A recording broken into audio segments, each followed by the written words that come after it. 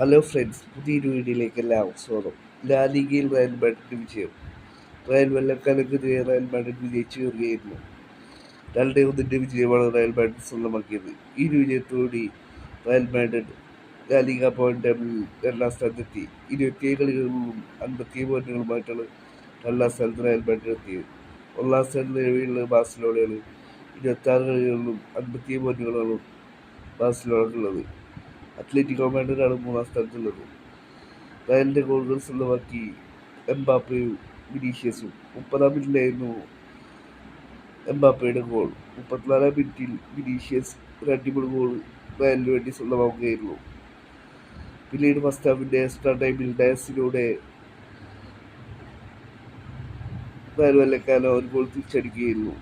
നിലവിൽ രണ്ടാം സ്ഥാനത്താണ് ബാഴ്സലോണയുള്ളത്.